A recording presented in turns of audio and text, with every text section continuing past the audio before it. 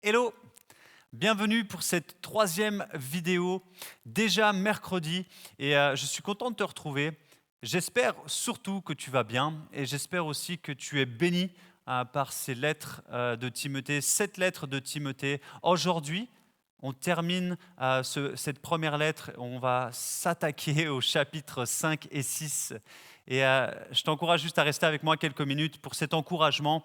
Et je suis sûr, je suis certain que Dieu va t'encourager aussi personnellement, non seulement avec cette vidéo, mais dans la lecture de ces deux chapitres. Alors écoute-moi, j'aime bien résumer très courtement en fait les chapitres que je lis. Et ce chapitre 5, voici comment je l'ai résumé. Prends soin des tiens.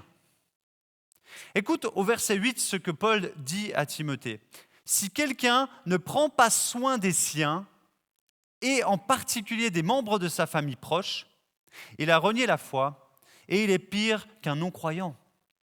Je trouve que cette recommandation, ou même j'ai envie de dire peut-être cet avertissement est fort.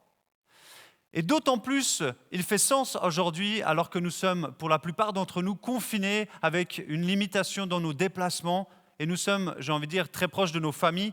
Toi, tu es sûrement chez tes parents, tu habites chez tes parents. Est-ce que tu en prends soin? Est-ce que tu prends soin des proches, de tes proches, de ta famille biologique? Dieu nous demande de prendre soin d'eux. D'une manière, je dirais, avec des encouragements verbaux, encourage-les, appelle ta famille, appelle tes grands-parents, tes tantes, tes oncles, ton frère, ta sœur, ton chien si tu veux, mais prends soin des tiens. C'est ce que Dieu nous demande de faire. Et d'autant plus dans cette période, combien c'est important. Mais un peu plus loin, voilà ce que Paul va dire aussi au verset 17 et 18. Il va dire aussi, prends soin et estime ceux et celles qui sont dans l'Église et qui ont un rôle de prédicateurs, d'anciens, qui ont un rôle de responsables dans l'Église.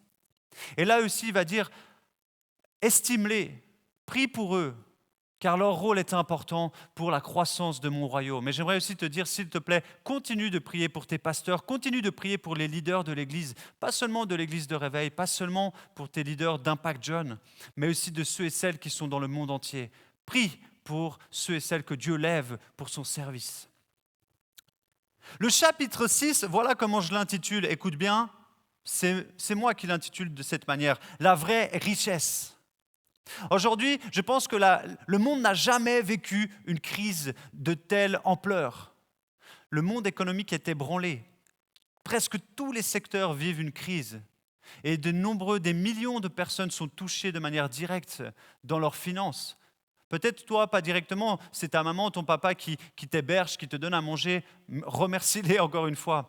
Mais si c'était toi qui étais touché financièrement, et j'aimerais t'interpeller aussi avec ce verset qui se trouve dans le verset 10 dans ce chapitre 6. Écoute bien, l'amour de l'argent est en effet à la racine de tous les maux. En s'y livrant, certains se sont égarés loin de la foi et se sont infligés eux-mêmes bien des tourments. On peut être intéressé par la richesse et je pense bénéficier même de la grâce d'avoir de l'argent en tant que chrétien. Mais si l'argent et le monde financier est ce que tu recherches, sache que tout ceci est incertain et ne tient pas. Et je pense que beaucoup de gens aujourd'hui sont ébranlés. Mais prions justement que ces gens puissent regarder à Jésus dans cette crise financière. Dieu pourvoit, mais surtout que ces personnes qui peut-être avaient fondé leur vie sur leur empire financier puissent réaliser que la vie tient plus qu'à l'argent. Nous, particulièrement, alors que je termine cette exhortation, nous devons nous réjouir dans les choses du Seigneur. Nous devons continuer de chercher la paix, l'amour, la bienveillance, de méditer la parole de Dieu et de nous battre pour garder la foi, même dans les moments difficiles, même lorsque nous sommes éprouvés. Parce que la promesse est réelle et elle est claire. La vie éternelle est pour ceux qui vont tenir ferme jusqu'au bout.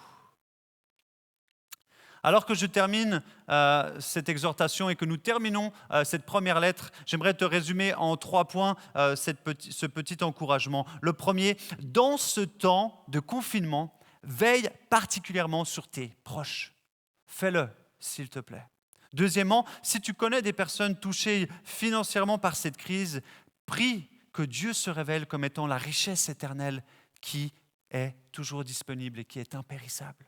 Et troisièmement, continue d'utiliser ce temps pour te préparer à la venue de ton roi. Reste proche de la parole et veille sur ton témoignage afin d'être prêt lorsque Jésus reviendra. Car il revient bientôt. Prépare-toi. J'aimerais te souhaiter déjà une excellente soirée, mais avant ça, j'aimerais juste te rappeler, demain, toute la journée, on va prendre une journée de jeûne et prière avec toute l'Église de manière personnelle. Je t'encourage aussi à peut-être à te priver de quelques ingrédients que tu aimes manger, que ce soit le chocolat ou ce que tu veux, et prends du temps pour prier. Le matin, 15 minutes. Le midi, 30 minutes et le soir, 30 minutes. Je t'encourage à être sensible au sujet que l'Esprit viendra mettre sur ton cœur et tu recevras des informations sur les pages Instagram, Facebook, pas Facebook parce que c'est pas pour les jeunes, mais sur Instagram et sur les autres réseaux sociaux qu'on utilise ainsi que par WhatsApp. Reste connecté. Je te souhaite une belle soirée. Que le Seigneur te bénisse. Tu me manques et je me réjouis de te revoir. Ciao.